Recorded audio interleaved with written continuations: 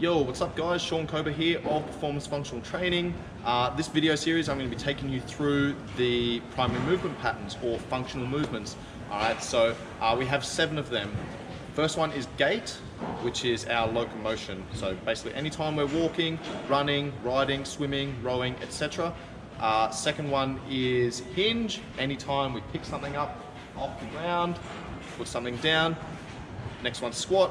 We sit down, we stand back up. Lunge. This is our general movement throughout the day. Whenever we're walking, is essentially a lunge pattern. You're climbing stairs, you're hiking, you're climbing over things. Then we're looking at push, which is placing anything in front of you in multiple directions. Pull, where we're pulling things towards us, multiple directions. Then we have twist. Alright, so these are functional movements that we use every single day. We're going to dive into every one of those movement patterns within its own video, but this video we're basically going to give you a little bit of a history on the fitness industry and how it's evolved and changed directions multiple times over the last 100 to 150 years. And why that's occurred and why we have some of the dogmatic information that we have around these days and how that's kind of evolved to become what general knowledge or common knowledge. All right, so the first thing we need to note is that back in the day, around about 100 years ago, all right, there wasn't a lot of bodybuilding, so people weren't training to necessarily look good.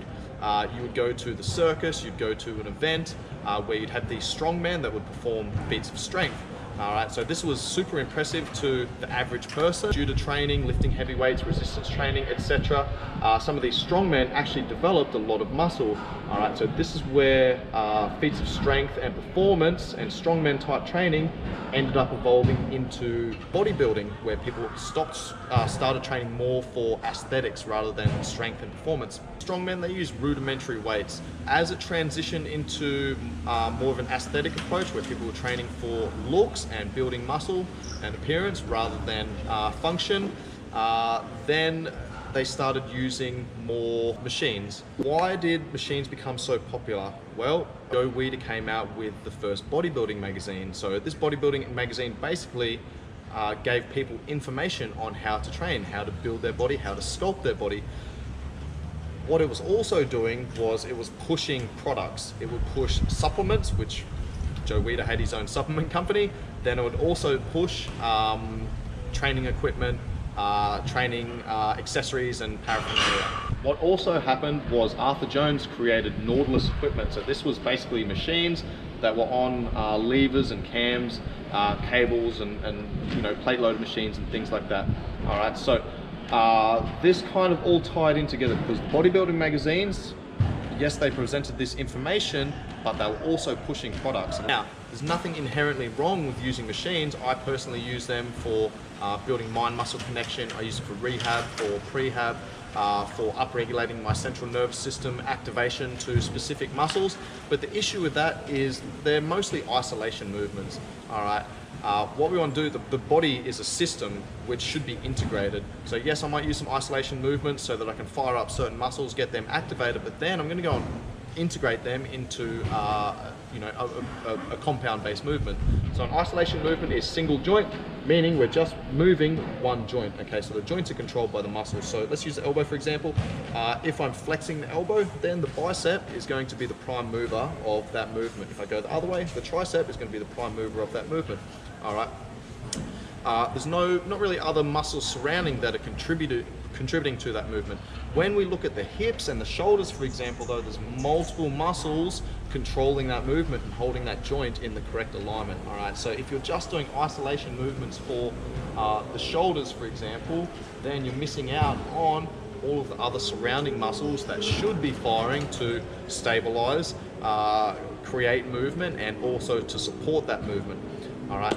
And this is where people started moving away from isolation-based movement and started pushing more towards functional movement, because they kind of understood that, right, if I want to build muscle, I want to build strength, I want to look good, then I need to get more muscles firing. Now, there was a little bit of a change around about the mid-90s after the collapse of the Soviet Union. So what the Soviet Union, the USSR, had been doing for the previous 50, 60 years is they were dominating at the Olympics. They had excellent Russian sports scientists that were putting their Olympic athletes through some really awesome strength, speed, power, explosive movements, endurance-based work to get them primed for the Olympics. So they were actually dominating at the Olympics for many, many years. Obviously, the Western world didn't have access to this information until the collapse of the Soviet Union. So then, you know, these methods started becoming more and more available to us in the Western world. That really exploded in the late 90s, mid 2000s, once the internet came about and made things a lot more accessible and a lot more readily available. Now we've evolved into this kind of CrossFit world of functional fitness where we're, you know, throwing battle ropes and sledgehammers and tire flips and things like that. Now, this is not necessarily a bad thing. However, what my philosophy is go back to training basic movement patterns. Okay, we have these really simple basic movement patterns, which are our 7 primary movement patterns. So this is to me, this is fitness. Fitness is freedom. Freedom to do the things that I want without having to rely on other people, without being restricted by anything. So it makes perfect sense to me to train these movements so that it carries over to our everyday life. That is functional fitness to me. Doing fucking ropes and flipping tires and sledgehammers and shit like that is not necessarily functional fitness. If we think about functional fitness as what we do every single day, all right, we want what we're doing in the gym to carry over to what we're doing every single day so that we can we can go through our life with a much higher quality of life, with freedom, without getting injured. That's the whole concept of this. So in this video series, I'm going to be talking you guys through training movements rather than muscles.